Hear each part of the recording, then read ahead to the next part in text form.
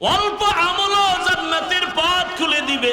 ওই গুনাহগার নারী রাস্তা দিয়ে হাঁটতেছে, হঠাৎ করিয়া দেখে একটা কুকুর রাস্তার পাশে কান্না করে পিপাসা পানির। মহিলা গুনাহগার, জাহান্নামী। এলাকার মানুষ সবাই জানে এই মহিলা খারাপ। কুকুরের কান্না দেখা মহিলার দিলে মায়া লাগছে, দৌড়াইয়া গেছে পানির কূপে, পানি উঠাবে, কুকুরের পান করাবে, কিন্তু পানি অনেক নিচে, উঠানোর পাত্র নাই। পায়ে ছিল চামড়ার মোজা, মোজাটা খুলছে, মোজা নিয়ে নিচে দিয়া দেখে পানি এখনো নাগালে নাই। ছিল মাথায় বড় ওড়না, ওড়নাটার এক মাথা দিয়া মুজার সাথে বাদিয়া পানি উঠাইয়া কুকুরটারে পান করায় দিল। রহমতের নবী ঘটনা শুনাইয়া সাহাবায়ে কেরামদের বলেন, ও সাহাবায়ে কেরাম, শুনছো এই জাহান্নামী গুনাহগার নারীটা কুকুরের পান করাইয়া, পানি পান করানো মাত্র একটা গাইবী আওয়াজ আসছে। গাইবী আওয়াজ আইসা কয়, ও জাহান্নামী নারী, তোমার নামটা জান্নাতি খাতায় লেখা হয়ে গেছে। সামান্য একটু, এটা এমন কোন কঠিন আমল না, কিন্তু আল্লাহর কাছে কবুল হয়ে গেছে, আল্লাহর কাছে বড় পছন্দ হয়ে গেছে, জান্নাত রিজার্ভ হয়ে গেছে। অন্যদিকে আর একজন আমলওয়ালা নারী নামাজ পড়ে, বেপরদায় চলে না, কিন্তু জীবনের শেষ সময় একটা সামান্য অন্যায় করে ফেলেছে। ঘরের মধ্যে একটা বিড়াল আসছে, বিড়ালটারে বাইন্ধে রাখছে, নিজেও খানা দেয় না, অন্যের ঘরে গিয়ে খাবে সেই সুযোগ দেয় না। বিড়ালটা না খাইয়া ধুকে ধুকে ঘরে মারা গেছে। নবীজি সাহাবায়ে কেরামদের বললেন, ও সাহাবায়ে কেরাম, ওই আমলওয়ালা মহিলা এই কাজ করা মাত্র হঠাৎ একটা গায়েবী আওয়াজ আসছে। কে যেন বলতেছে, এই আমলওয়ালা নারী বিড়ালের সাথে জুলুম করার কারণে তোমার জান্নাতি খাতার নাম কাটা হয়ে গেছে, তোমার জীবনের সব আমল বরবাদ। তাহলে একটা বিড়ালের সাথে জুলুম করলে যদি এই হালাত হয়, যারা মানুষের সাথে জুলুম করে, বাবা হইয়া সন্তানের সাথে জুলুম, স্বামী হয়ে স্ত্রীর সাথে জুলুম, শিক্ষক হয়ে ছাত্রের সাথে জুলুম, ইমাম হইয়া মুসল্লিদের হক আদায় করি না জুলুম, সব জুলুমের বিচার মরার আগে হবে। দুইটা অন্যায়ের বিচার মরার আগে হবে, রাসূল বলছেন। এক অন্যায় হলো জুলুম, আর এক অন্যায় হলো মা বাবার সাথে বেয়াদবি। ও নবীর উম্মতের দল, মা বাবার দোয়া ছাড়া এই চেয়ারে বসতে পারি না রে বাবা। ওই মা বাবার কত চোখের পানি, ওই মা বাবার চোখের পানি আর দোয়া ছাড়া তুমিও টাকা পয়সা বাড়ি গাড়ির মালিক হতে পারো নাই। ও নবীর উম্মতের দল, এখনো সময় আছে, তওবা করো। আগামীকাল এই টাইমে এই বাগান আর থাকবে না, না জানি আবার কোন বাড়ির মধ্যে মরণের একটা ডাক আইসা পড়ে, তুমি গিয়া মোবাইল চালাইয়া নামাজ না পইরা সকালে ঘুমাইছো, দুপুর 11টায় মা ডাকতেছে, সন্তানের জবান খুলে না, হঠাৎ করিয়া তাকাইয়া খোঁজ নিয়ে দেখে সন্তান ঘুমের মধ্যে মরিয়া গেছে। ও আমার যুবক বাবা, একটু চিন্তা করো, একটু ধ্যান করো। যদি কালকের অবস্থাটা এমনই হয়ে যায়, মা একটা চিৎকার দিয়া বলবে, তোরা কে কোথায় আছো? আমার সন্তান দুনিয়াতে জিন্দা নাই, আমাকে মা বলে ডাকবে কে? ডাকার মতো কেউ নাই। মা কান্না করবে, অন্যদিকে দেখবি বাবায় দৌড়াইয়া যাবে মসজিদের ইমাম সাহেব, আমার বাবার জানাজা না পড়ায় যাবেন না। বাবায় কান্না করে বলবে, একদল বাজারে যাও কাফনের কাপড় কিনে নিয়ে আসো, আর এক দলকে বলবে বাঁশবাগানে যাও কবর খনন করো, আর এক দলকে বলবে গরম পানি করো গোসল করানোর জন্য। তোমার আমার গায়ের গেঞ্জি জামা বেলেট দিয়া কেটে কেটে রেখে দিবে, চিরতরে গোসল করাইয়া কাফন পরাইয়া মসজিদের খাটের মধ্যে উঠাইয়া এরপরে যখন নিয়ে যাবে জানাজার মাঠে, যাওয়ার সময় জানালা দিয়া আম্মু একটা ডাক দিয়া বলবে, আমার বাবারে কই নাও, একবার শেষবারের মতো চেহারাটা দেখাইয়া যাও। ও আমার যুবক, তোমার আপন বন্ধু মোবাইল থেকে নাম্বারটা ডিলিট করে ফেলবে, বন্ধু নাই, মোবাইলে নাম্বার রাখারও কোনো দরকার নাই। ওরে আল্লাহর বান্দা, জানাজা কমপ্লিট করিয়া এমন একটা জায়গায় কবর দিবে যেখানে দিনের বেলাও যাইতে ভয়, বাঁশবাগান। ওই জায়গায় কবরে মাটি দিয়া যখন সবাই চলে যাবে, আমাকেও 3টা প্রশ্ন, তোমাকেও 3 প্রশ্ন করা হবে। রবের পরিচয় দাও, ধর্মের পরিচয় দাও, রাহমাতুল লিল আলামিনের পরিচয় দাও। ওরে আল্লাহর নবী বলেন, যারা জবাব দিবে তাদের কবর হবে রাউযাতুম মির রিয়াজিল জান্নাহ, আর যারা জবাব দিতে পারবে না তাদের কবর হবে হুফরাতুম মিন হুফারিন নার। ও আমার যুবক বাবা, দুনিয়াতে গরম সহ্য করতে পারো না, গুনাহগারের জাহান্নামের গরম কেমনে সহ্য করবা? আল্লাহর কাছে তওবা করো, মনে মনে আল্লাহকে ডাকো আর বলো, হে মালিক, জীবনে গুনাহ করে করে জীবনটাকে নষ্ট করে ফেলেছি। আমার মা বাবা ভাই বোন আপন কেউ জানে না আমি কত বড় অন্যায়কারী। ও আল্লাহ, তুমি জানার পরও রাগ করে পানি বন্ধ করো নাই, বাতাস বন্ধ করো নাই, খানা বন্ধ করো নাই। ও আল্লাহ, আমার মতো যুবক যদি জেনারেল লাইনে থাকিয়াও নামাজ পড়ে, আমি কেন পারবো না? আজকে থেকে তওবা করে ফেলতেছি, মরিয়া গেল আর নামাজ ছাড়বো না, দাড়ি কাটবো না, বেপরদায় চলবো না, মা বাবার সাথে বেয়াদবি করব না, শিক্ষকের দোয়া নিয়া, উলামায়ে কেরামের পরামর্শ নিয়া, নবীর আদর্শ মেনে জীবন চালাবো। আল্লাহর থেকে আসছে কোরআন, রসুল থেকে আসছে আল্লাহর মোহাব্বতেই রসুলের ব্যাখ্যা, আদর্শ, হাদিস বা সুন্নাহ। রসুল এবার বিদায় হয়ে গেলেন রবিউল আউয়ালে, রসুল আসছেন রবিউল আউয়ালে। এই কথাটার মধ্যে অনেক দ্বিমত আছে, আমি সেদিকে যাব না। রসুল আসছিলেন সোমবার দিন, টাইম ছিল সুবহ সাদিক। রসুল বিদায় নিলেন সোমবার দিন, টাইম হলো জোহরের নামাজের আগ মুহূর্ত, চাষতের সময়। রসুলের দাফন হয়েছে কবরে বা রওজা মুবারকে 3 দিন পরে, বুধবার দিন গিয়া রাতের বেলার তাহাজ্জুদের সময়। রসুল বিদায় বেলা উম্মতেরকে একটা ভাষণ দিয়ে গেলেন আর বললেন, আমি 2টো জিনিস রেখে গেলাম তোমাদের কাছে আমানত, এবং চ্যালেঞ্জ দিলাম, যদি এই 2 জিনিস আঁকড়িয়ে ধরো, ঈমানও যাবে না, সম্মানও যাবে না। কয় জিনিস? আলা রাসূলুল্লাহ সাল্লাল্লাহু আলাইহি ওয়া আলিহি ওয়া সাল্লাম, তারাকতু ফীকুম আমরাইন লান তাদিল্লু মা তামাসসাকতুম বিহিমা, কিতাবাল্লাহি ওয়া সুন্নাত রাসূলি। পয়গম্বর বলেন, 2 জিনিস তোমাদের জন্য রেখে গেলাম, আঁকড়ায় যদি ধরো, ঈমানও যাবে না, সম্মানও যাবে না। এক হলো আল্লাহর দেয়া কোরআন, দ্বিতীয়টা হলো আমি রসুলের আদর্শ সুন্নাত। 1500 বছর পরে এই 2টা জিনিস আজও যাদের কাছে আছে, এদের ঈমানও আছে, এদের সম্মানও এখনো আছে। মানুষ বানাইছেন কে? বানাইয়া সম্মান দিছেন কে? তো মানুষ কিভাবে চললে সম্মান নিয়ে চলতে পারবে, এই ক্যাটালগও কে দিবেন? আল্লাহই তো ভালো জানেন আমার শরীরের জন্য কোন খানা ভালো, কোনটা খারাপ, কোনটা খাইলে আমার শরীর তাজা থাকবে, বানানেওয়ালাই তো ভালো জানেন। মোবাইল চালান, কোন ভাবে চালাইলে ভালো, মোবাইল বানানেওয়ালা নিয়ম দিয়ে দিছে। আল্লাহ মানুষ বানায় নিয়ম দিছেন, কার মাধ্যমে দিলেন? 2 মাধ্যমে দিলেন, প্র্যাকটিক্যাল, থিওরিক্যাল, কোরআন আর রসুলের দ্বারা। কোরআন আমাদের কাছে আছে, রসুল নাই। রসুল বলেন, আমি রেখে গেলাম আমার আদর্শ সুন্নত। আজকে 1500 বছর পরে যাদের কাছে কোরআন এবং রসুলের আদর্শ সুন্নত আছে, যত মানুষ পেরেশানিতে আছে, কিন্তু তাদের কোনো পেরেশানি নেই। কথা বুঝেননি? রসুলের সুন্নত, কোরআন যার কাছে আছে, সে স্কুলে পড়ুয়া জেনারেল লাইনের হলেও শান্তিতে আছে, খবর নেন।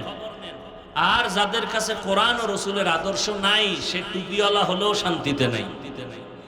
তাহলে শান্তির ঠিকানা টুপিওয়ালা না, শান্তির ঠিকানা আল্লাহর কোরআন রসুলের আদর্শ। কথা বুঝেননি? এবং এই রসুলের আদর্শ যতদিন পর্যন্ত এই জমিনে বাস্তবায়ন হবে না, ততদিন পর্যন্ত এই জমিনে কেউ শান্তি দিতে পারবে না, সম্ভব না। দেখেন, এত প্রচন্ড গরম, এই কাপড় টাপুর দেওয়াটা এটা একদিক দিয়ে অপচয় এবং আমাদের জন্য একটা কষ্টের কারণ। দিছে ভালোর জন্য, হইছে কষ্ট। এই কাপড় না দিলে আর একটু ঠান্ডা লাগবে। এখন গরমে বেতাল অবস্থা, কাপড় না দিলে আবার মনে করেন কমিটির মধ্যেও ঝামেলা। 13 জনে কয় হ্যাঁ না দিলে তো খরচ বাঁচে, একজন আছে ঘাট তেরা, না না না না না এটি না দিলে তো আর ওয়াজ মাহফিল বোঝা যায় না। 13 জন কয় এর সাথে ঝগড়া করে লাভ নাই, দে দিয়ে হইছে আমাকে মরণ। যেই পরিমাণ গরম, হ্যাঁ যদি এখানে ত্রেপাল দিত যে বৃষ্টি হলেও মানুষ নিচে বসে বয়ান শুনতে পারবে, তাহলে বোঝা যাইতো হ্যাঁ বৃষ্টি হলেও টেনশন নেই। কিন্তু এমন কাপড় দিয়েছে যে বৃষ্টি ফিরানোর ক্ষমতা নাই, তা শুধু শুধু টাকাটি খরচ করছে। এখন যুবকদের টেনশন নাই, দিলের মধ্যে দিনের মহব্বত বেশি। রাগ করে যদি আবার কয় হুজুর বেশি কথা কইলে আগামী বছর নতুন গানের শিল্পী আনবে, আমনে দিয়ে আর ডাকা দরকার নাই, ওয়াজের দরকার নেই। ভালো একটা কাজ করছি, স্বাগতম জানাইবেন, ফুলের মালা দিবেন, এই নে বাস দিতেছেন, বিষয়টা কি? আল্লাহ আমার যুবকদের কবুল করে। কি দোয়াটা খারাপ হয়ে গেছে নাকি? দোয়া করবেনই তো কষ্ট। ওই যে বুঝের অভাব। একজনে জুমার দিন খতিব সাহেবের কয় হুজুর আমার আব্বার জন্য একটু দোয়া করবে। তো খতিব সাহেব দোয়া করবে, দিল খুশি মনের মতো দোয়া করবে, আর হাদিয়াও 1000 পকেটে রেডি রাখছে। আব্বার দোয়া, আল্লাহর কি কুদরতে মোনাজাতে ইমাম সাহেব আরো 4 জন বাবার নাম লইয়া লইছে। যখন 4 জনের নাম লইছে মোনাজাতের ভিতরে আর মাথা গরম হয়ে গেছে। দোয়া করবে আমার আব্বার একার জন্য 4 ভাগ হয়ে গেছে। মনে রাখ হাদিয়া পুরাটার দেওয়া যাবে না।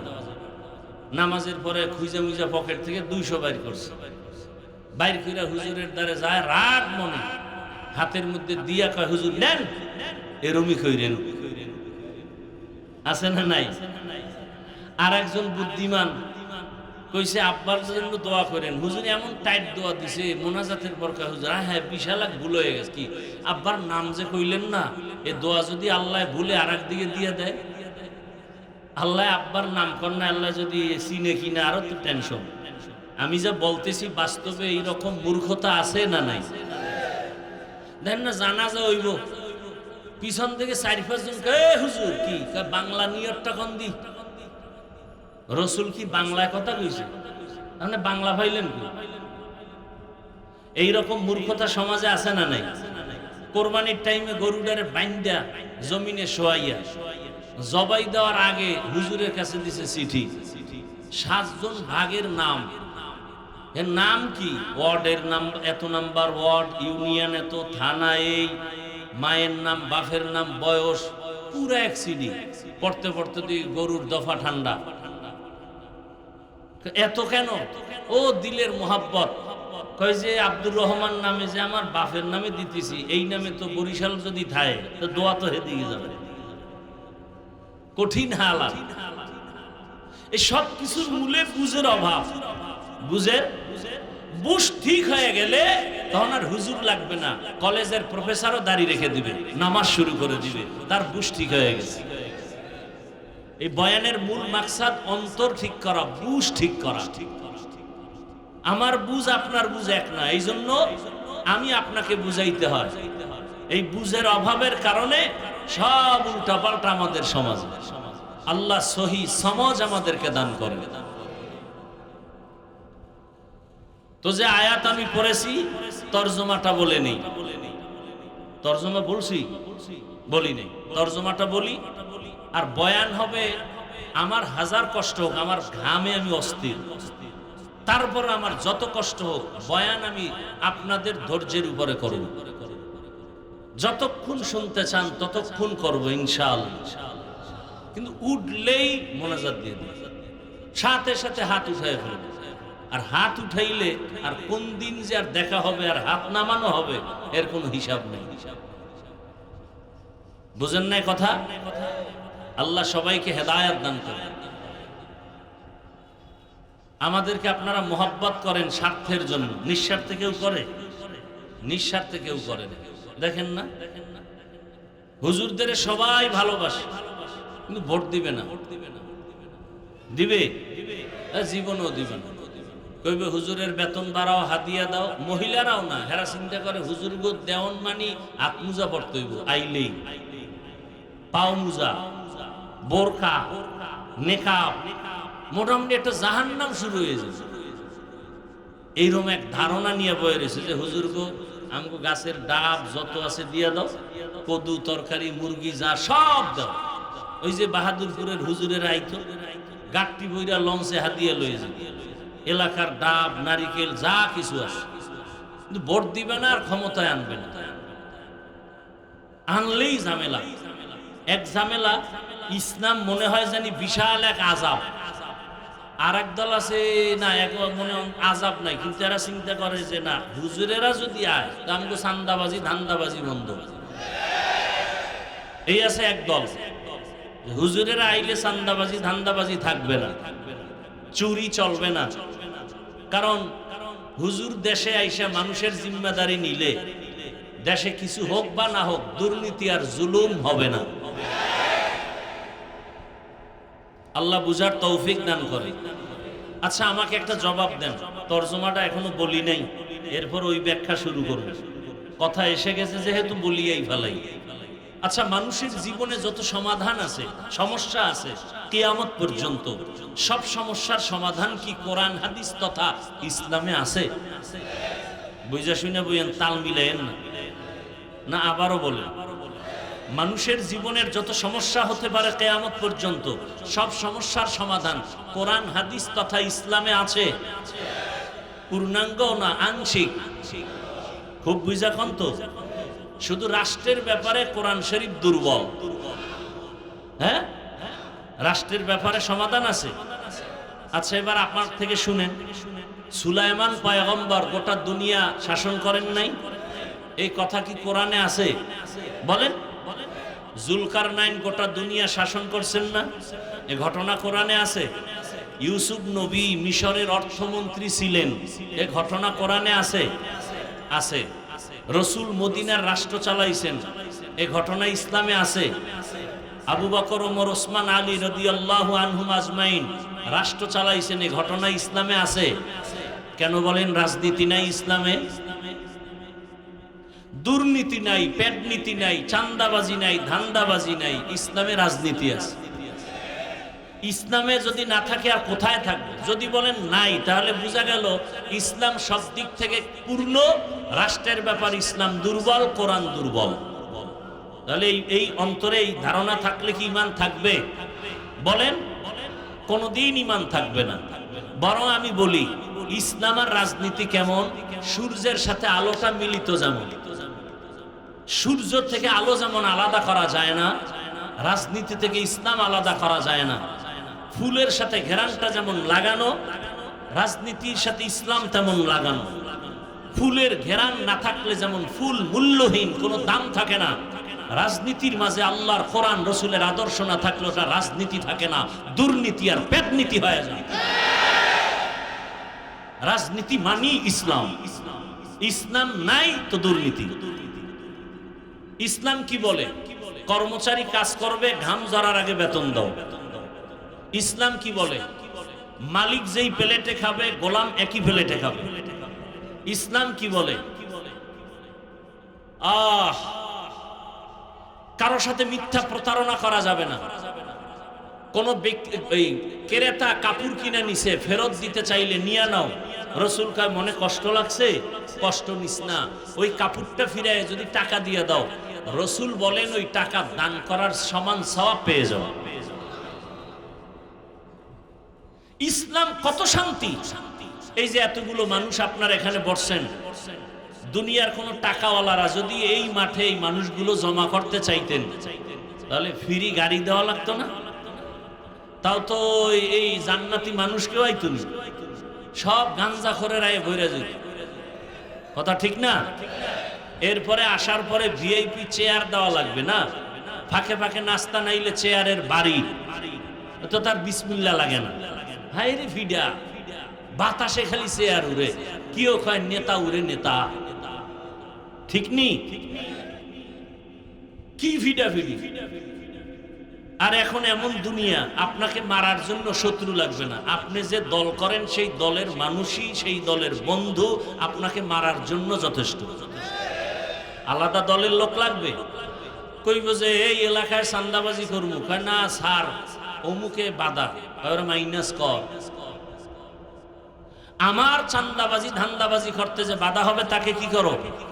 মাইনাস করো। এই দলের লোক দলের লোকেরে মেরে ফেলে, এখন তো তাই চলছে। অথচ রসুল ইসলাম কি বলে? একজনের সাথে মোলাকাত হলো, সবার প্রথমে তাকে সালাম দাও। প্রথমে কি সালাম মানে কি? কথা কন না কেন? কিন্তু আপনাকে এলাকায় সালামের ঘরে তো শান্তি নেই। একজনের নাম ইমান আলী, তাজা বেঈমান। সালাম মানি শান্তি। কি দোয়া করলেন? আসসালামু আলাইকুম ওয়া রাহমাতুল্লাহ, আমি দোয়া করতেছি আল্লাহর পক্ষ থেকে আপনার উপরে শান্তি বর্ষিত হোক। আপনি আবার জবাব দিছেন না, কি বইলা? ওয়া আলাইকুমুস সালাম, আমিও দোয়া করি আপনার উপরে শান্তি বর্ষিত হোক। দেখছেন ইসলাম কি জিনিস? আমিও দোয়া করলাম শুরুতেই, আপনার শান্তি আমি চাই, আপনি আমার শান্তি চান, তাহলে এখানে আর অশান্তি নাই। আর সেই শান্তির দোয়া বন্ধ করার জন্য এখন মোবাইল আর হ্যালো। কি সালাম চলে না হ্যালো চলে? হ্যালো, সালাম নাই, সালাম বিদায়। হ্যালো, আমিও হ্যালো, তুমিও হ্যালো। আমিও সালাম দিই না, প্রথমবার দিয়ে যদি দেখি যে আওয়াজ নাই, এবার সালাম বাদ দিয়ে হ্যালো, সালাম শেষ, আমিও বলি হ্যালো, আর চলতেছে। মোবাইল সালামকে জবাই করে দিছে, এজন্য শান্তিও কমে গেছে। হ্যাঁ, কিছু যুবকরা আবার সালাম দেয় যার সাথে ভাব ভালো। বেন সাহেবের মজা করে সালাম দেয়, বউরে দেয় না।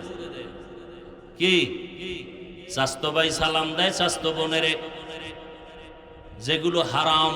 বেগানারে সালাম দেওয়া জায়েজ নাই, আজকে থেকে লিখে নেন।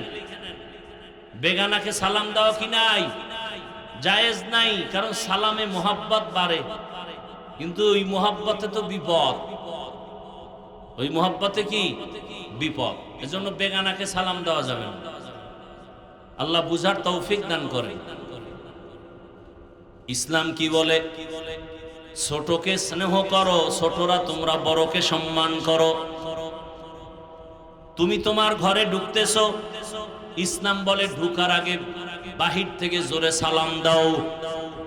তোমার স্ত্রীও যদি থাকে, আপনজন থাকে, ফ্রেশ মনে ভেতরে আসবে, রেডি হইয়া দরজা খুলবে। কত শান্তি!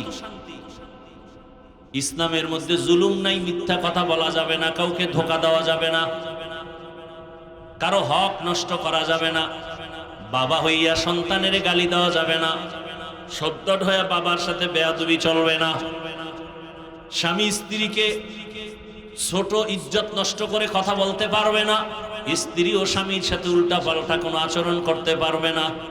এখন ইসলাম বাদ দিয়া ফ্রি মাইন্ড। কি মাইন্ড? Free mind. নাম দইরা ডাকে, নাম দইরা। বউ ডাকতেছে হৃদয়, স্বামীর নাম হৃদয়। এদিকে স্বামীও ফ্রি মাইন্ডে নাম ডাকতেছে বেবি। কি ডাকে? একজনে কয় কি ও তোমরা এই নাম দইরা ডাকো, কি ব্যাপার ইসলাম? না না ফ্রি মাইন্ড, কারণ এটা ঠিক না, ডোন্ট মাইন্ড। কিছুদিন পরে একটা ছেলে বাচ্চা হইছে, এইটা তো দেখতেছে মায়েরে আব্বু নাম দইরা ডাকে, দুজনে হোমানে। এটা আব্বু টাব্বু শিখায় নাই। ছেলেও কিছুদিন পরে ডাকতেছে হৃদয়, টাকা দে। কয়েকদিন পরে কয় বেবি ভাত দে। আচ্ছা, ঘরের মধ্যে কয় কোন রকম শোনা যায়, যদি বাইরে কয় আইরে জুতার বাড়ি রে। বাপের নাম দইরা ডাকে আর আব্বু শিখেই নাই। মাথা গরম হয়ে গেছে।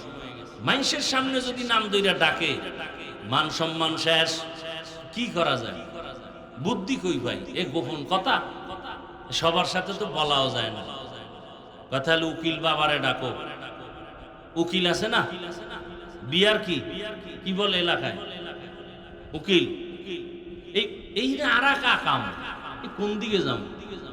উকিল বাবা এইয়া বানাইয়া গোষ্ঠী শুদ্ধ পর্দা উদাম করে সবার সাথে দেখা করে। হারাম হারাম হারাম। উকিল বাপ আসল বাপ না, নিজের বাপের খবর নাই, উকিল বাপের পিছে দৌড়ে।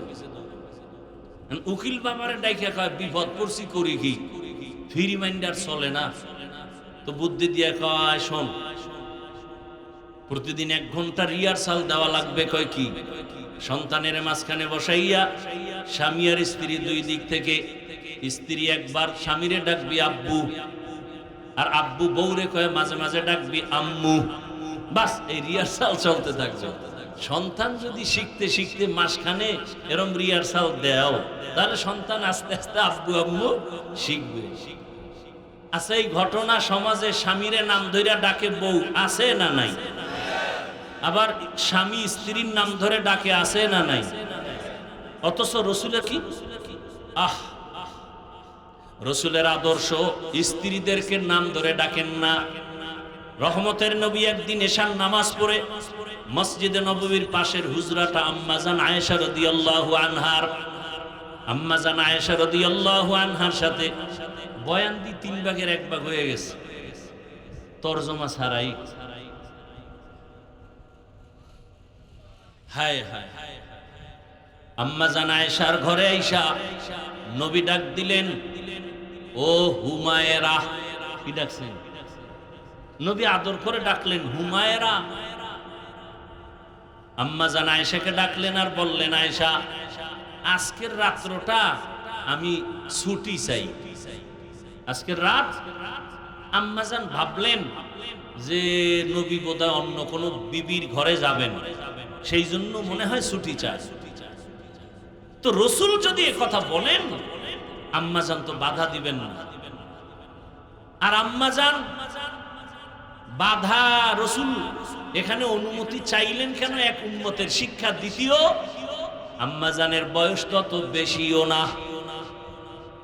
আম্মাজান আয়েশার সাথে যখন 6 বছর বয়স, তখন রসুলের সাথে বিয়া। আম্মাজানের বয়স 6 বছর। রসুলের সাথে বিবাহ হলো 9 বছর বয়সে আম্মাজান আয়েশা রসুলের ঘরে আসলেন। আম্মাজানের 18 বছর বয়স যখন রসুল দুনিয়া থেকে চলে গেলেন। হিসাবটা বুঝে থাকলে বলেন, আম্মাজান রসুলের ঘর করলেন কতদিন? খবর নেই। 3 বছর, 9 বছর। আর আমগো দেশে তো 18 বছরের বোনদের বিয়েই হয় না। এদিকে আবার আইন দিয়া ঠান্ডা বানাইতেছে, কয় বাল্য বিবাহ চলবে না। তো কি চলবে? কয় আকাম চলবে। আকাম কি? প্রেম চলবে, আকাম চলবে, বিবাহ চলবে না। কেমন মাথা নষ্ট! যুবক যুবতী অপরাধ করবে, বিবাহ বলবে, বলে হবে না। অথচ আম্মাজানের বিবাহ হলো 6 বছর বয়স। 9 বছরে রসুলের ঘরে গেলেন। 18 বছর বয়সে আম্মাজানের এমন টাইম রসুল চলে গেলেন। রসুলের ঘরে থাকলেন 9 বছর। এই 9 বছরে আম্মাজান রসুল থেকে কি পাইলেন? আম্মাজান বলেন, আমি রসুলের দোয়া পাইয়া 2000-এর উপরে হাদিসের হাফেজা হয়ে গেছি। কয় হাজার? আমগো আম্মাজানরা কয় হাজার পারে? আপনারা কয় হাজার? তা আহলে হাদিস হইলেন কেমন? আল্লাহ হেদায়াত দান করুন। হাদিস পারলে না আপনি দাবি করতে পারেন। আপনি খালি বাংলা বুখারী লয়ে দৌড়ান। রসুল কি বাংলা বুখারী দিয়ে গেছে? বা ইমাম বুখারী কি বাংলা লেখছে? সে তো আরবি লেখছে। আপনি বাংলা লয়ে দৌড়ান কেন? এটা তো লাইব্রেরি থেকে ছাপায় নিয়ে আসছে। তা ওই লাইব্রেরিওয়ালা নামাজ পড়ে না সুদ খায় না ঘুষ খায় বলা যায় না। তো ঘুষখোর সুদখোরের ছাপানো কিতাব ধরেন কেন? রসুলেরটা ধরবেন, যেটা রসুল দিছে। আল্লাহ হেদায়াত দান করুন। তরজমাটা বলে নেই, আলিফ লাম মিম মনে আছে তো? ওয়াল্লাহু আ'লামু বিমুরাদিহি বিযালিক যালিকাল কিতাবু লা রাইবা ফিহি। এই কোরআন এমন এক কিতাব যার মধ্যে কোনো ভুল নাই, ভুলের অবকাশও হুদাল লিল মুত্তাকিন। কোরআন একমাত্র হেদায়েতের পথ দেখাবে যারা মুত্তাকি, আল্লাহ ভীরু তাদেরকে। নবীজির হাদিস পড়েছি, ইত্তাকিল মাহারিম তাকুন আবাদান নাস। হারাম থেকে নিজেরে বাঁচাও, আল্লাহর আদালতে মানুষের কাছেও তোমার মর্যাদা বেড়ে যাবে। তরজমা শেষ, এবার ব্যাখ্যা। কথা বলতে বলতে অনেক দূরে চলে গেছি। ইসলাম ছাড়া শান্তির কোনো ধর্ম জমিনে নাই। আচ্ছা বলেন, যদি এর থেকে আরো ভালো কিছু থাকে। আমি এই যে আলগি বাজারে বয়ান করে আসছি, সারা দেশেই বলি, এখানেও একটু বলে নেই। এই শ্রীরামদি এলাকা চাঁদপুর শহরের কোনো জ্ঞানী মানুষ, শিক্ষিত যদি বলতে পারেন, কেউ কোনো অ্যান্সার দিবেন না। আমি জিজ্ঞাসা করলে জবাব দিবেন, এর আগে দিবেন না। আমি কি বলি তা শুনেন, খেয়াল করেন।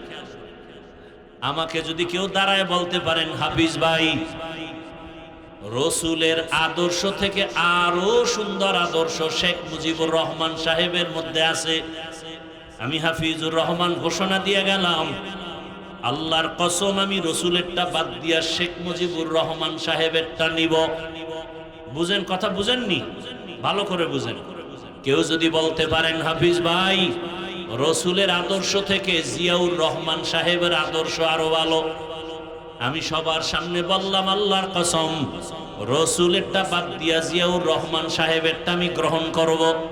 কেউ যদি বলতে পারেন, হাফিজ ভাই, রসুলের আদর্শ থেকে আরো সুন্দর আদর্শ এরশাদ সাহেবের ভেতরে, আমি রসুলেরটা বাদ দিয়া এরশাদ সাহেবেরটা নিব। এবার আমাকে জবাব দেন, রসুলেরটা সারা ভালো আদর্শ কারো কাছে আছে বলতে পারবেননি? পারবেন? এবার শুনেন জবাব।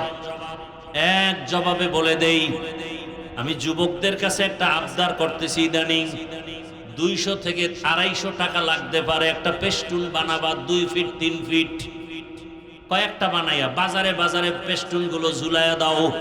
পেস্টুনের মধ্যে লেখা দাও, দুনিয়াতে যত আদর্শ আছে সব আদর্শ নাপাক, একমাত্র মদিনাওয়ালা রসুলের আদর্শই পাক। পেস্টুন বানাও, আমি কলিজা ভইরা দোয়া করব, সব আদর্শ নাপাক, একমাত্র রসুলের আদর্শই হলো পাক। এবং নিচে দিয়ে আরেক লাইন লেখো, কিয়ামত পর্যন্ত এই জমিনে যতদিন রসুলের আদর্শ কায়েম হবে না, ততদিন পর্যন্ত এই জমিনে শান্তি আসবে না। সোজা কথা। রসুলের আদর্শ ছাড়া শান্তির স্লোগান দ্বারা দেয় সবগুলো চাপাবাজ, দুর্নীতিবাজ, বিধর্মীদের পাক্কা দালাল। আমি বলতেছিলাম, ফুলের সাথে ঘেরান আছে, ফুলের দাম আছে। রাজনীতির মধ্যে কোরআন আছে, রসুলের আদর্শ আছে, দাম আছে। ফুলের মধ্যে ঘেরান নাই, ফুলের মূল্য নাই।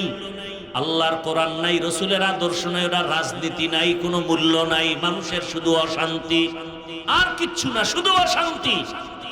আর ইসলাম হলো শান্তি। আপনাদের পাশের জেলা নোয়াখালী, এর পাশে লক্ষ্মীপুর, নাকি লক্ষ্মীপুর আগে?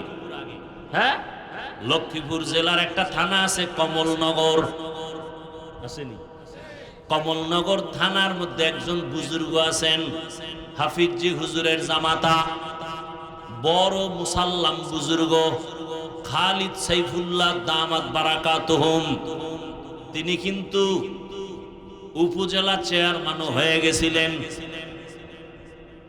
সাইকেলের মধ্যে চাউল নিয়া মানুষের বাড়ি যাইয়া নিজের হাতে মেপে মেপে দিয়া দেয়। এত বড় বুড়া মানুষ, ওর কঠিন হালাত। এই যে এইরকম আরো কিছু চেয়ারম্যান আমাদের বাংলাদেশে হুজুরদের মধ্যে আছে না নাই? আছে। আপনাদের বক্তাদের মধ্যে কয়েকজন আছে, ওই মাগুরা একজন আছে, আবার বিবাড়ি একজন আছে আমজাদ হোসেন আশরাফি, আমাদের বরিশাল সদরে আছে হেদায়েতুল্লাহ আজাদি, এরকম আরো কয়েকজন আছে। খবর নেন, ওলামায়ে কেরামের কারণেই দেশ, ওই অঞ্চলটা মনে হয় বেহেশতের বাগান, কোনো জুলুম চলে না। আল্লাহর ভয় অন্তরে আছে, মরিয়া গেল 1 টাকাও হারাম খাবো না, না খাইয়া মরে যাব। তাহলে ইসলাম ছাড়া শান্তির কোনো পথ থাকলে বলেন আছে? নাই। এজন্য আল্লাহ কোরআন দিলেন। আল্লাহ তাআলা বলেন আলিফ লাম মিম, এই যে অক্ষরগুলো, এই অক্ষরের কোনো অর্থ নাই। অক্ষরের এ বিষয়ে অনেক বয়ান আমি করব না, আমি শেষের অংশের বয়ান করব। হুদাল্লিল মুত্তাকিন, এই শব্দটার ব্যাখ্যা করব। এই শব্দটা কি বলতে চায়? এই শব্দটা বলে আল্লাহ কোরআন দিলেন কেন, এটা হলো প্রশ্ন। এটার জবাব দিছেন হুদাল্লিল মুত্তাকিন, যারা আল্লাহকে ভয় করে এদের জন্য হেদায়াত দিবে কোরআন। এখানে জটিল প্রশ্ন। যারা আল্লাহকে ভয় করিয়া চলে এরা তো হেদায়েতের উপরে আছে, এদেরকে আবার কিসের হেদায়েত করবে কোরআন? প্রশ্ন বড় জটিল। আল্লাহ কোরআন অবতীর্ণ কেন করলেন? আর আয়াতে আল্লাহ তাআলা তার কারণ বলেন,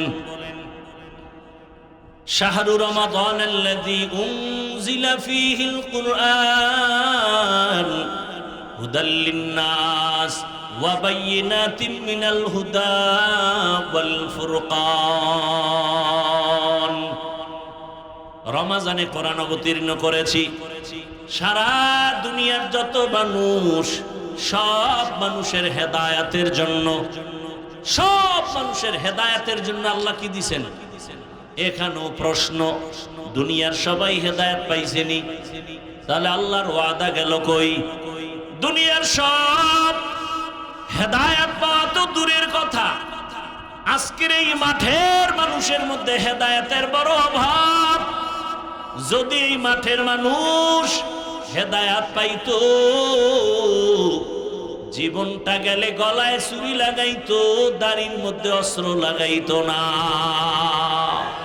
তুকু যাও সুন্নতে আহমদ কুজা বা মুহাম্মদ কাইবুয়াদ নিসবতরা মান আহাব্বা সুন্নতি কওলে রাসূল মজদায়ে কানা মাইহাম কুন কবুল।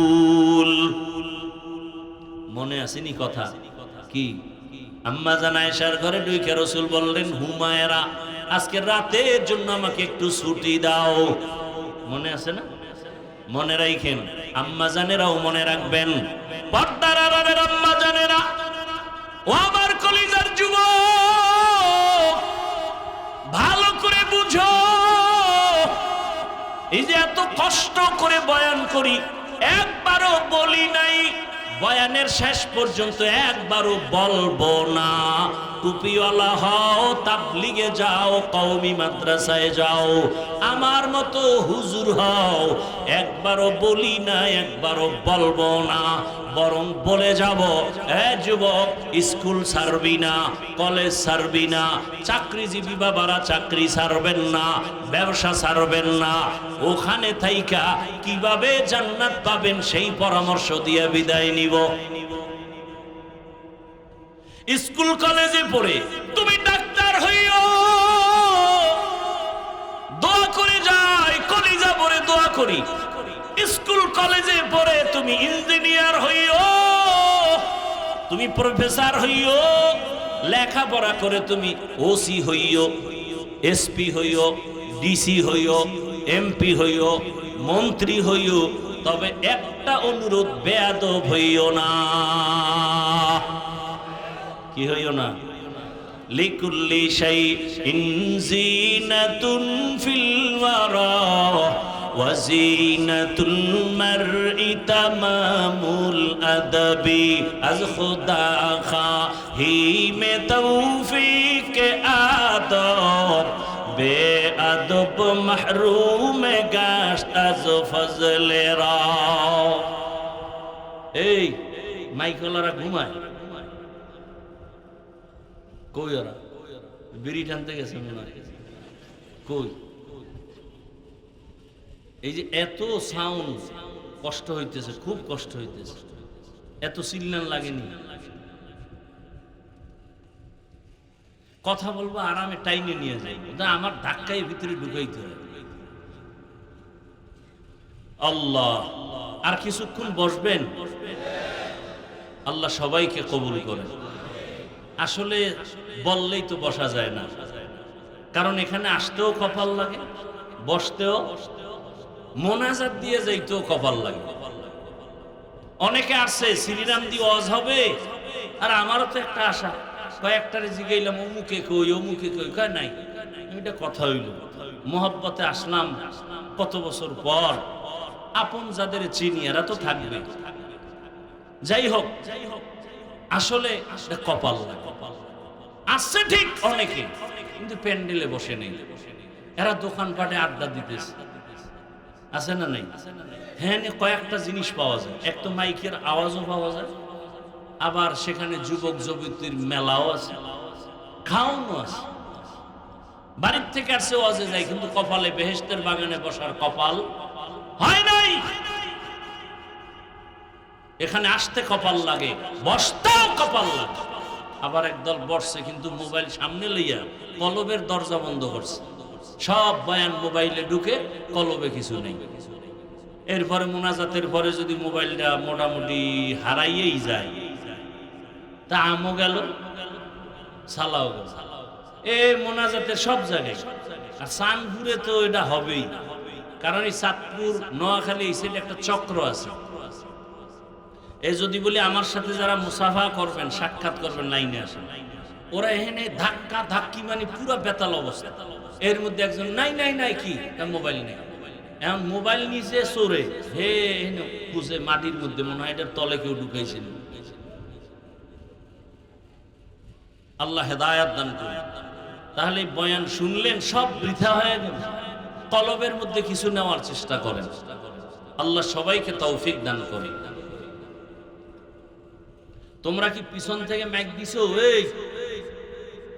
এই স্টেজের পিছন থেকে মাইক আছে, নিচে ডাইনে বামে আমার দিকে ফিরানো, তো নয়েজ আসে কেন? ভলিউম দিলে তো কাছে তুমি দূরে দিবা, সমস্যা। ওই যে বক্সের উপরে এটা দিয়ে দিতা, তুই তো হইতো।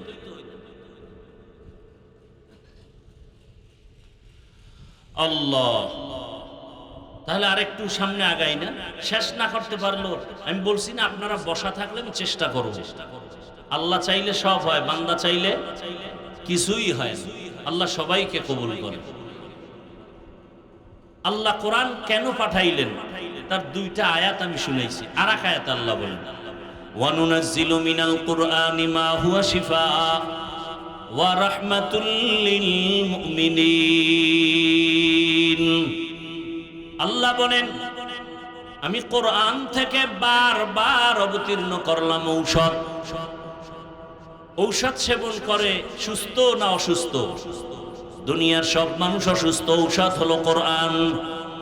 দুনিয়ার সব কেন অসুস্থ? বলে এক নাম্বার কারণ তাদের ঈমান নাই। এবার বলে তাহলে ঔষধ নাও, কোরআন পড়ো, কালেমা পড়ো, ঈমান আনো। আমানতু বিল্লাহ ওয়া মালাইকাতিহি ওয়া কুতুবিহি ওয়া রুসুলিহি, এইভাবে ঈমান আনতে থাকো। ঔষধ কোরআন। এবার প্রশ্ন হলো, ঈমান আনছি, এখনো কি আমরা রোগী? আমি জবাবে বলবো, হ্যাঁ আপনি রোগী। কেন? বলে ঈমান আছে, আমলের খবর নাই। মুসলমান দাবি করে নামাজ নাই, মুসলমান দাবি করি পর্দা করি না, মুসলমান দাবি করি হালাল ভাবে উপার্জন করি না। অথচ ইবাদত আল্লাহর কাছে কবুল হওয়ার এক নাম্বার শর্ত হালাল খানা। হারাম খাইয়া সেজদা দিবা, কবুল হবে না। একজনে বলে আমার সুদ ছাড়া ব্যবসাই হয় না। সুদের টাকায় ব্যবসা, সুদের টাকায় দোকান, সুদের টাকায় বিল্ডিং। আল্লাহ এই গুনাহ থেকে হেফাজত করেন। বড় মারাত্মক যারা সুদের সাথে জড়িত। 24 ঘন্টার প্রতিটি মুহূর্ত গর্ভধারিণী মায়ের সাথে জিনার গুনাহ লেখা হয়। আল্লাহ হেদায়াত দান করুন। আরো আস্তে করে বলেন, জিন্দেগি মে বন্দেগি তু করনা হে, জিন্দেগি মে बंदगी तू करना है, जिंदगी बे बंदगी शर्मिंदा है, जिंदगी बे बंदगी शर्मिंदा है। दुनिया में हो दुनिया का तलबगार ना हो, बाजार से गुदर हो खरीदार ना हो। ये दुनिया एक मिसले कागज फूल है, ये दुनिया एक मिसले कागज फूल है। जिंदगी में बंदगी तू करना है, जिंदगी में बंदगी तू करना है, जिंदगी में बंदगी शर्मिंदा है, जिंदगी में बंदगी शर्मिंदा है। जिंदगी में बंदगी कुन बंदगी, बंदगी बे जिंदगी शर्मिंदगी। এরে নবীর উম্মত, আল্লাহ কোরআন আমাদের জন্য ঔষধ হিসেবে দিলেন। ঈমানদার রোগী কেন বলে আমল নাই? ঔষধ হলো কোরআন। ফামান কানা ইয়ারজু লিকা রাব্বিহি ফালইআমাল আমালান সালিহা ওয়ালা ইউশরিক বিইবাদাতি রাব্বিহি আহাদা। আমলের দরকার আছে না নাই? अमल से जिंदगी बनती है, जन्नत भी जहन्नम भी। ये खाके अपनी फितरत में न नूरी है न नारी। আল্লাহ বলেন আমল লাগবে মানে আমি আমলের জন্য তোমাকে পাঠাইছি। আল্লাযী খালাকাল মাউতা ওয়াল হায়াতা লিয়াবলুয়াকুম আইয়ুকুম আহসানু আমালা ওয়া হুয়াল আজিজুল গফুর। আমল লাগবে না? লাগবে না? ইন্নাল্লাযীনা আমানু ওয়া আমিলুস সালিহাতি কানাত লাহুম জান্নাতুল ফিরদাউসি নুজুলা। যেখানে ঈমানের বয়ান সেখানে আমলের বয়ান। ওয়াত্তিনি ওয়াজ-যাইতুন ওয়া তুরি সিনিন ওয়া হাযাল বালাদিল আমিন লাকাদ খালাকনাল ইনসানা ফি আহসানি তাকওয়িম সুম্মা রাদাদনাহু আসফালা সাফিলিন ইল্লাল্লাযীনা আমানু ওয়া আমিলুস সালিহাত ফালাহুম আজরুন গায়রু মামনুন। আমলের দ্বারা বান্দার ঈমানের রং বাড়ে। ঈমানের রং লাগাও আমলের মাধ্যমে, আর আমলের রং বাড়বে ইখলাসের মাধ্যমে। ওয়া মা উমিরু ইল্লা লিয়াবুদুল্লাহা মুখলিসিনা লাহুদ্দিন। ইখলাস ওয়ালা আমল অল্প হোক জান্নাত রিজার্ভ। قال رسول الله صلى الله عليه واله وسلم اخلص دينك يكفيك العمل القليل। অল্প আমল করো। কে কয়? রাসূল। আমল বেশি না কম? কম করো, ইখলাস নিয়ে করো। আল্লাহ রাসূল বলেন ইখলাস ওয়ালা আমল জান্নাত বিনা হিসাবে দিয়ে দিবেন। রাস্তা দিয়ে একজন আল্লাহর বান্দি হেঁটে যায়, নারী না পুরুষ? ঘুমাইতেছেন আপনারা? একজন নারী, দুনিয়ার বড় গুনাহগার নারী। ও পর্দার আড়ালের আম্মা জানেরা, বোনেরা, ভালো করে শুনেন। আপনারা নবী না, নবীদের মা, সাহাবায়ে কেরামদের মায়ের মতোই তো আপনারা মা। আলেমদের মায়ের মতো মা, হাফেজে কোরআনের মায়ের মতো মা। আপনাদের মতো ধন্য জমিনে কেউ নাই। ভালো করে বুঝেন, আপনাদের এত মর্যাদা। আমি যদি যদি শুধু আপনাদের মর্যাদার বয়ান করি সারা রাত চলে যাবে, কিন্তু কপাল বড় খারাপ। আমার দেশের কিছু আম্মা জানেরা রাস্তায় মিছিল দিয়া দৌড়ায় নারীর অধিকার আদায়ের জন্য, আবার এদের পক্ষে কিছু সমাজের মানুষ স্লোগান দেয়। আমি বলবো যারা ইসলাম নারীর অধিকার দেয় নয় বলে চিল্লায়, এদের মতো লম্পট চরিত্রহীন মানুষে জমিনে আর কেউ নাই। ও গো নবীর উম্মতেরা হয়ে আজি দিশাহারা, কোরআন হাদিসের চলো যখন যাহা চায় মনে, নবী বিনে কে তরবে পুলসিরাত মিজানে, নবী বিনে কে তরবে পুলসিরাত মিজানে। উম্মতের কান্ডারি নবী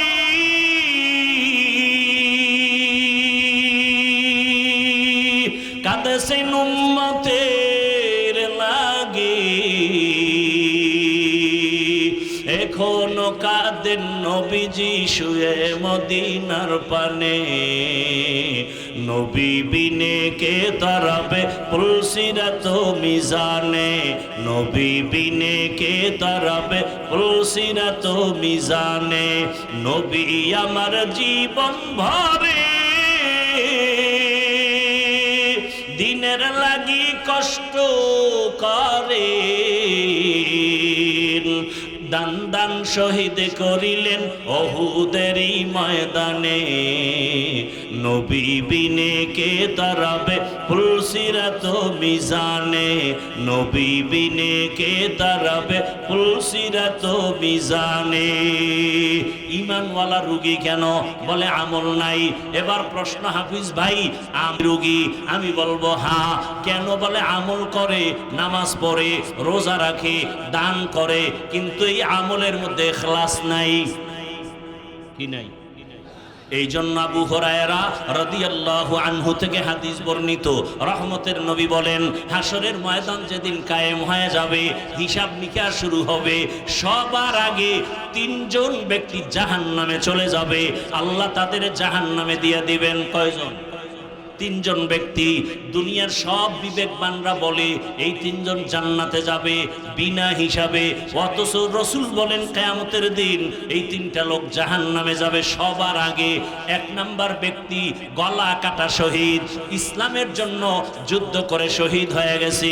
কিয়ামতের ময়দানে আল্লাহ ডাকবে, আর কিছু কথা বলবেন, বলার সময় নাই আমার। আল্লাহর রসুল বলেন, আল্লাহ এক পর্যায়ে বলবে, জাহান্নামের ফেরেশতারা এ শহীদরে ধর, শিকল লাগাইয়া জাহান্নামে নাও, কারণ যুদ্ধ করেছে, রক্ত ঝরাইছে, মানুষের সম্মান পাওয়ার জন্য, আমার জন্য করে নাই। দুই নাম্বার ব্যক্তি সবার আগে জাহান্নামে যাবে আলেম। কে যাবে? আমার মতো বক্তা, মানুষের বয়ান করি মজা লাগাইয়া, অথচ নিজে নামাজ পড়ি না। আমি বড় ইমাম, বড় খতিব, আমি বড় বক্তা, আমি মোবাইলে সারা রাত মোবাইল চালাই, চোখের গুনাহ করি, হাতের গুনাহ করি, জবানের গুনাহ। মসজিদের ইমাম সাহেব, আমি একজন ইমাম, মুসল্লিদের নামাজ পড়াই, মুসল্লিরা জানে না আমি বড় হুজুর, সবাই জানে। আল্লাহ কয় রেডি হ, আমি আল্লাহ জানি তুই বড় নাপাক মানুষ, তোর এলাকার মুসল্লি জানে তুই বড় ইমাম, আর আমি জানি তুই সারা রাত মোবাইল চালাইছো, তোর হাত না পাক, তোর চোখ না পাক, তোর জিহ্বা না পাক, তোর অন্তর না পাক। কিয়ামতের ময়দানে আল্লাহ বলবে, ও আলেম, এলেম শিখছো, কামটা করছো কি? মানুষের দাওয়াত দিছি।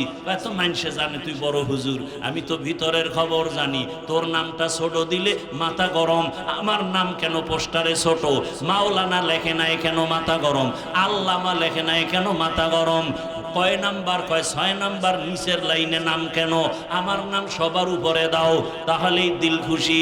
মানুষ জানে তুমি বড় বক্তা, আমি জানি তোর অন্তর বড় খারাপ। আল্লাহ বলবে, জাহান্নামের ফেরেশতারা ধর, এই আলেমের শিকল লাগাইয়া জাহান্নামে নিয়ে যাও। আবু হুরায়রা রাদিয়াল্লাহু আনহু বলেন, আরে আমি তো স্বাভাবিকভাবে বলতেছি, ঘটনা বড় করুণ ঘটনা। আবু হুরায়রার থেকে একটা হাদিস শুনতে মক্কা থেকে আসছে মদিনে। আইসাকে আবু হুরায়রা আসেন তো, আপনার সাথে গোপনে কথা আছে। এক জায়গায় গিয়ে একটা ঘরের মধ্যে বসে আমার এই রসুলের একটা মহব্বতের হাদিস শুনান, যেটা আপনার কাছে খুব ভালো, খুব হৃদয়ঙ্গম হয়েছে। আবু হুরায়রা কয়, আল্লাহর কি কারিশমা, আজকে আপনি আমি যেখানে বসছি এই একটা ঘর, কেউ নাই, আপনি আর আমি।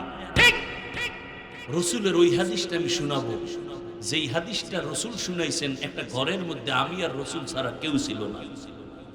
আবু হুরায়রা এটা বইলে একটা চিৎকার মেরে বেহুশ হয়ে গেছে।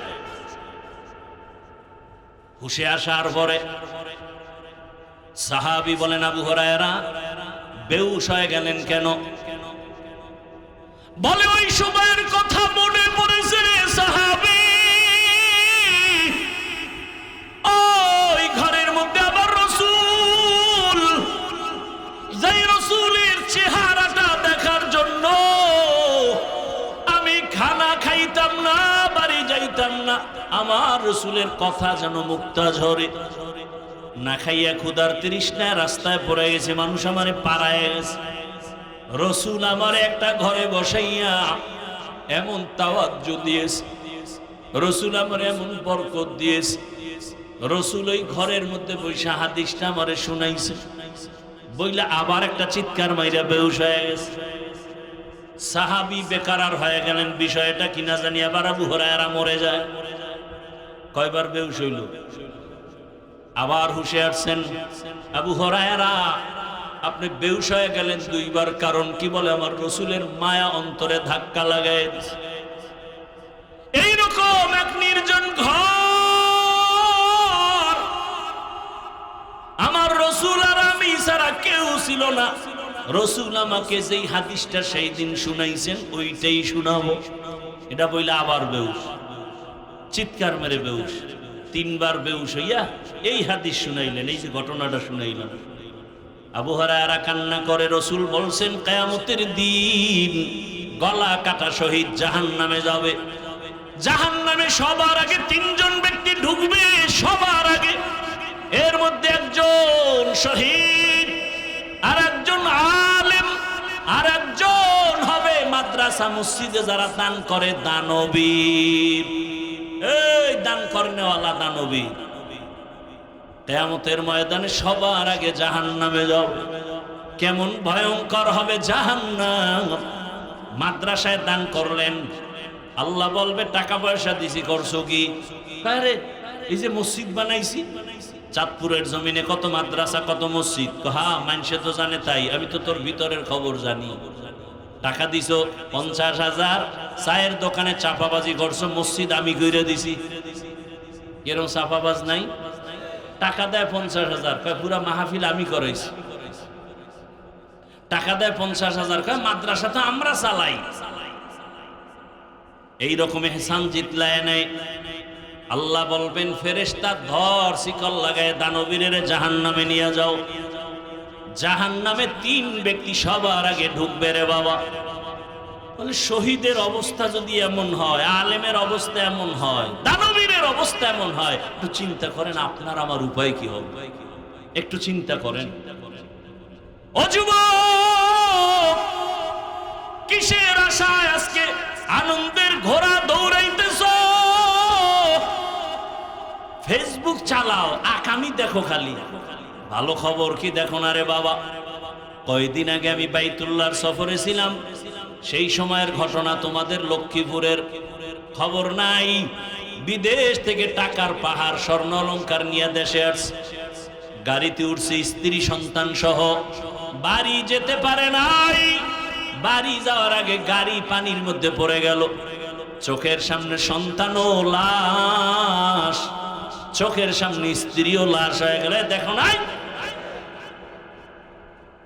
এরপরও গুনাহ করো।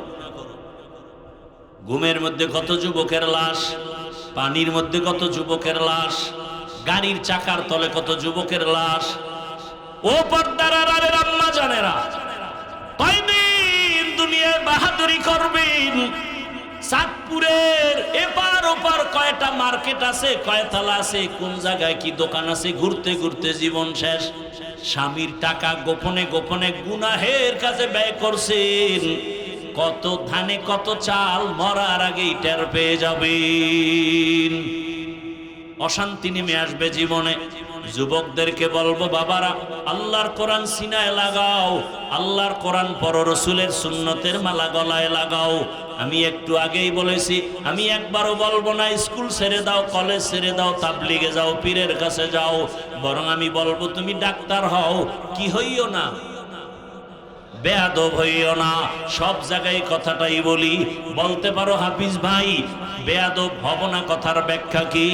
3 জায়গায় বেয়াদবি করবা না, যদি করো মরার আগে তোমার জীবন ধ্বংস হয়ে যাবে। 1 নাম্বার জায়গা মা বাবা, 2য় জায়গা তোমার শিক্ষক, 3 নাম্বার জায়গা ওলামায়ে কেরাম মুরব্বী। এই 3 জায়গায় যদি বেয়াদবি করো, আল্লাহর জাতের কসম মরার আগে জীবন পঙ্গু হয়ে যাবে। মা বাবার বরদোয়া যদি লেগে যায়, জীবন ধ্বংস হয়ে যাবে। শিক্ষকের বরদোয়া যদি লাগাও, বরদোয়ার কারণে তোমার লেখাপড়ার জিন্দেগি ধ্বংস হয়ে যাবে। ও আল্লাহর বান্দারা, উলামায়ে কেরামের বরদোয়া যদি কপালে লেগে যায়, বাবা তোমার জিন্দেগি আর আদর্শ চরিত্র খুঁজে পাওয়া যাবে না। অতএব তুমি ডাক্তার হও, এই 3 জায়গায় বেয়াদবি করে বেয়াদব হইও না। তুমি ইঞ্জিনিয়ার হও, আদবওয়ালা ইঞ্জিনিয়ার হও। আর যদি বেয়াদবি করে ডাক্তার হও, তাসলিমা নাসরিনের মতো জুতার বাড়ি খাইয়া দেশ থেকে পালায়ে যেতে হবে। তাসলিমা নাসরিন কি এই শ্রীরামদির ডাক্তার নেই? MBBS ডাক্তার, অনেক বড় শিক্ষিতা, কিন্তু বেয়াদবি করলো আল্লাহর সাথে, রসুলের সাথে, উলামায়ে কেরামের সাথে। এগুলি বলার সময় নাই, কিন্তু এমন বেয়াদবির কারণে এ দেশে থাকতে পারে নাই। এত কপাল খারাপ, মরার পরে লাশটাও দেশে আসবে কিনা বলার উপায় নাই। এই ডাক্তার না হইয়া রিক্সা চালায় খাওয়া কি ভালো? এই মিয়া, তুমি যদি বেয়াদবি করিয়া জুলুম করিয়া 10 তলা বিল্ডিং বানাও, ওই বিল্ডিং রাতারাতি উঠবে, রাতারাতি দখল হয়ে যাবে। তোমার জঙ্গলে ঘুমান লাগবে, বিল্ডিং এ ঘুমানের কপাল হবে না। এই বিল্ডিং এর দাম কি? তুফানের মতো আসছে, তুফানের মতো আবার চলে গেছে। ব্যাংকের মধ্যে কোটি কোটি টাকা রেখেছো, কি লাভ হবে যদি ওই টাকা নিজেও ভোগ করতে না পারো, সন্তানরাও না খাইতে পারে? এর সেই রিক্সা চালায় আলু ভর্তা দিয়ে খাইলো শান্তি, কি ঠিক না? আল্লাহ হেদায়াত দান করুন, আল্লাহ হেদায়াত দান করুন। এরে আম্মা জানেরা, গাছ ভালো হলেই তো ফল ভালো হবে।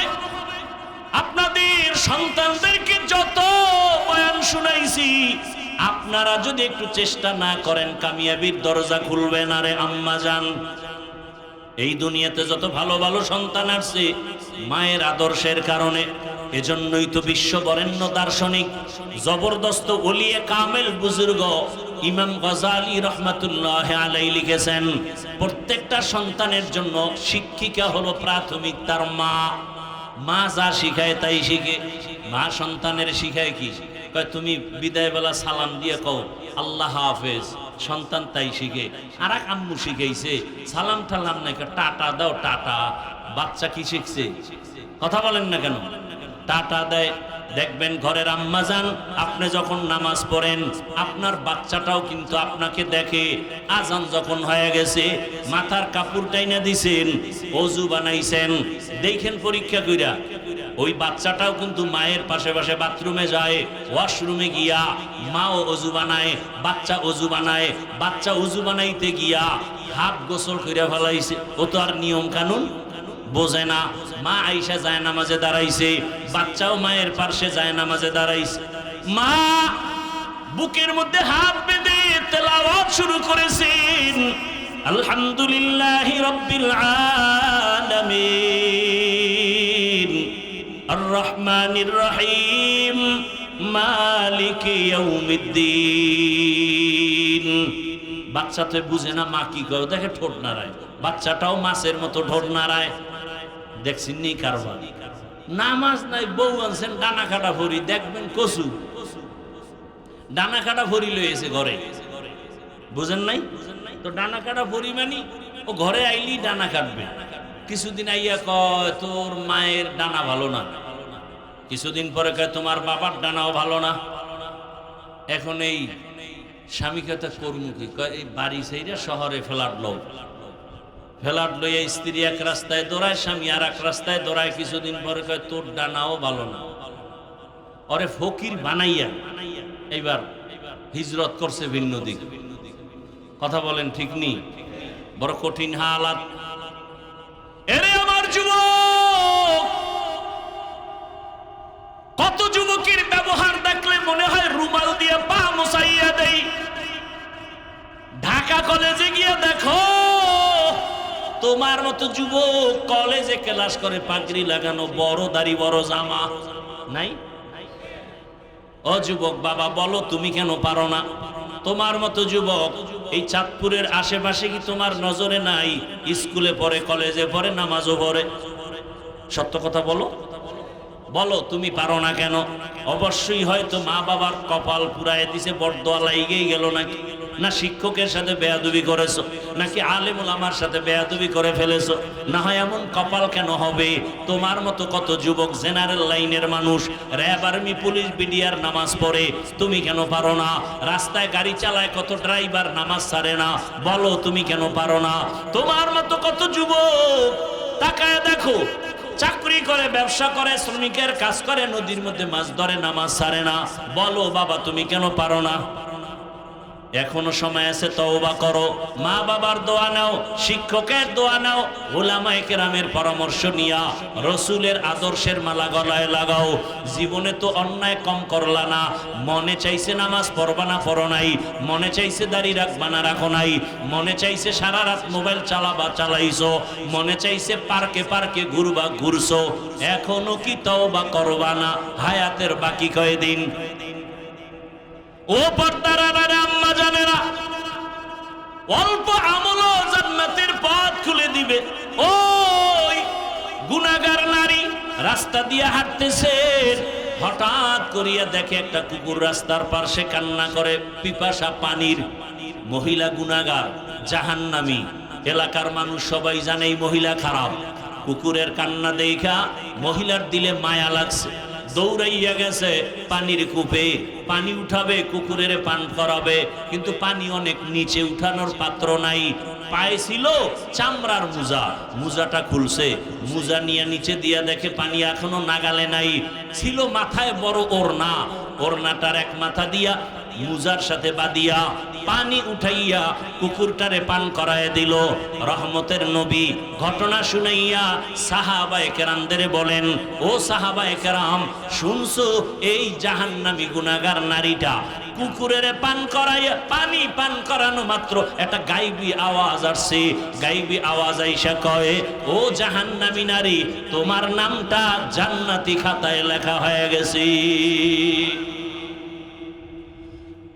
সামান্য একটু, এটা এমন কোন কঠিন আমল না, কিন্তু আল্লাহর কাছে কবুল হয়ে গেছে, আল্লাহর কাছে বড় পছন্দ হয়ে গেছে, জান্নাত রিজার্ভ হয়ে গেছে। অন্যদিকে আর একজন আমলওয়ালা নারী নামাজ পড়ে, বেপরদায় চলে না, কিন্তু জীবনের শেষ সময় একটা সামান্য অন্যায় করে ফেলেছে। ঘরের মধ্যে একটা বিড়াল আসছে, বিড়ালটারে বাইন্ধে রাখছে, নিজেও খানা দেয় না, অন্যের ঘরে গিয়ে খাবে সেই সুযোগ দেয় না। বিড়ালটা না খাইয়া ধুকে ধুকে ঘরে মারা গেছে। নবীজি সাহাবায়ে কেরামদের বললেন, ও সাহাবায়ে কেরাম, ওই আমলওয়ালা মহিলা এই কাজ করা মাত্র হঠাৎ একটা গায়েবী আওয়াজ আসছে। কে যেন বলতেছে, এই আমলওয়ালা নারী বিড়ালের সাথে জুলুম করার কারণে তোমার জান্নাতি খাতার নাম কাটা হয়ে গেছে, তোমার জীবনের সব আমল বরবাদ। তাহলে একটা বিড়ালের সাথে জুলুম করলে যদি এই হালাত হয়, যারা মানুষের সাথে জুলুম করে, বাবা হইয়া সন্তানের সাথে জুলুম, স্বামী হয়ে স্ত্রীর সাথে জুলুম, শিক্ষক হয়ে ছাত্রের সাথে জুলুম, ইমাম হইয়া মুসল্লিদের হক আদায় করি না জুলুম। সব জুলুমের বিচার মরার আগে হবে। দুইটা অন্যায়ের বিচার মরার আগে হবে, রসুল বলছেন। এক অন্যায় হলো জুলুম, আর এক অন্যায় হলো মা বাবার সাথে বেয়াদবি। ও নবীর উম্মতের দল, মা বাবার দোয়া ছাড়া এই চেয়ারে বসতে পারি না রে বাবা। ওই মা বাবার কত চোখের পানি, ওই মা বাবার চোখের পানি আর দোয়া ছাড়া তুমিও টাকা পয়সা বাড়ি গাড়ির মালিক হতে পারো নাই। ও নবীর উম্মতের দল, এখনো সময় আছে, তওবা করো। আগামীকাল এই টাইমে এই বাগান আর থাকবে না, না জানি আবার কোন বাড়ির মধ্যে মরণের একটা ডাক আইসা পড়ে। তুমি গিয়া মোবাইল চালাইয়া নামাজ না পইরা সকালে ঘুমাইছো, দুপুর 11টায় মা ডাকতেছে, সন্তানের জবান খুলে না, হঠাৎ করিয়া তাকাইয়া খোঁজ নিয়ে দেখে সন্তান ঘুমের মধ্যে মরিয়া গেছে। ও আমার যুবক বাবা, একটু চিন্তা করো, একটু ধ্যান করো। যদি কালকের অবস্থাটা এমনই হয়ে যায়, মা একটা চিৎকার দিয়া বলবে, তোরা কে কোথায় আছো? আমার সন্তান দুনিয়াতে জিন্দা নাই, আমাকে মা বলে ডাকবে কে? ডাকার মতো কেউ নাই। মা কান্না করবে, অন্যদিকে দেখবি বাবায় দৌড়াইয়া যাবে মসজিদের ইমাম সাহেব, আমার বাবার জানাজা না পড়ায় যাবেন না। বাবায় কান্না করে বলবে, একদল বাজারে যাও কাফনের কাপড় কিনে নিয়ে আসো, আর এক দলকে বলবে বাঁশবাগানে যাও কবর খনন করো, আর এক দলকে বলবে গরম পানি করো গোসল করানোর জন্য।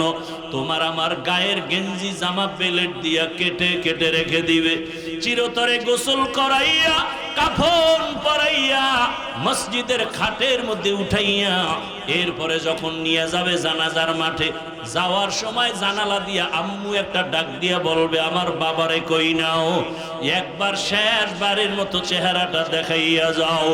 ও আমার যুবক, তোমার আপন বন্ধু মোবাইল থেকে নাম্বারটা ডিলিট করে ফেলবে, বন্ধু নাই, মোবাইলে নাম্বার রাখারও কোনো দরকার নাই। ওরে আল্লাহর বান্দা, জানাজা কমপ্লিট করিয়া এমন একটা জায়গায় কবর দিবে যেখানে দিনের বেলাও যাইতে ভয়, বাঁশবাগান। ওই জায়গায় কবরে মাটি দিয়া যখন সবাই চলে যাবে, আমাকেও 3টা প্রশ্ন, তোমাকেও 3 প্রশ্ন করা হবে। রবের পরিচয় দাও, ধর্মের পরিচয় দাও, রাহমাতুল লিল আলামিনের পরিচয় দাও। ওরে আল্লাহর নবী বলেন, যারা জবাব দিবে তাদের কবর হবে রাউযাতুম মির রিয়াজিল জান্নাহ, আর যারা জবাব দিতে পারবে না তাদের কবর হবে হুফরাতুম মিন হুফারিন নার। ও আমার যুবক বাবা, দুনিয়াতে গরম সহ্য করতে পারো না, গুনাহগারের জাহান্নামের গরম কেমনে সহ্য করবা? আল্লাহর কাছে তওবা করো, মনে মনে আল্লাহকে ডাকো আর বলো, হে মালিক, জীবনে গুনাহ করে করে জীবনটাকে নষ্ট করে ফেলেছি, আমার মা বাবা ভাই বোন আপন কেউ জানে না আমি কত বড় অন্যায়কারী। ও আল্লাহ, তুমি জানার পরও রাগ করে পানি বন্ধ করো নাই, বাতাস বন্ধ করো নাই, খানা বন্ধ করো নাই। ও আল্লাহ, আমার মতো যুবক যদি জেনারেল লাইনে থাকিয়াও নামাজ পড়ে, আমি কেন পারবো না? আজকে থেকে তওবা করে ফেলতেছি, মরিয়া গেল আর নামাজ ছাড়বো না, দাড়ি কাটবো না, বেপরদায় চলবো না, মা বাবার সাথে বেয়াদবি করবো না, শিক্ষকের দোয়া নিয়া, উলামায়ে কেরামের পরামর্শ নিয়া, নবীর আদর্শ মেনে জীবন চালাবো। পর্দার আড়ালের আম্মা জানেরা, আপনার মতো কত মা আরে মোবাইল চালায় না, স্বামীর মাল নষ্ট করে না, নামাজ ছাড়ে না, বেপরদায় চলে না, এমন মায়ের সন্তানরাই দুনিয়াতে বড় দামি হয়। আম্মা জান, আপনারা কেন পারবেন না? এখনো তওবা করার সময় আছে, মনে মনে আল্লাহর কাছে তওবা করেন। জীবনে নামাজ ছাড়বেন না, বেপরদায় চলবেন না, স্বামীর মাল নষ্ট করবেন না, মোবাইলে সময় কাটাবেন না, আল্লাহর কাছে তওবা করেন। বৃদ্ধ বাবাজিরা, যুবক বাবারা, যদি তওবা নসিব হয় ওমরের মতো কবুল হয়ে যাবে, আর তওবা যদি না থাকে আবু জাহালের মতো কপালওয়ালা হয়ে বিদায় নিতে হবে। ও আল্লাহর বান্দা যুবক বাবারা, এখনো যদি অন্তর তৈরি হয়, গলায় ছুরি আসবে, মরিয়া যাব, আর গুনার পথেও যাব না। তওবা করার মতো যদি কারো অন্তর তৈরি হয়, মুনাফিকি না থাকে, খাঁটি তওবার নিয়তে দুটো হাত আমার আল্লাহকে দেখাইয়া দাও। আয় আল্লাহ, হাতগুলো কবুল করে নেন, তওবা কবুল করে নেন, তওবার উপরে মজবুত হইয়া চলার তৌফিক দান করেন, আমিন। আলহামদুলিল্লাহি রাব্বিল আলামিন والصلاة والسلام على سيد الأنبياء والمرسلين وعلى آله وأصحابه أجمعين يا أرحم الراحمين يا أرحم الراحمين يا أرحم الراحمين رب ارحمهما كما ربياني صغيرا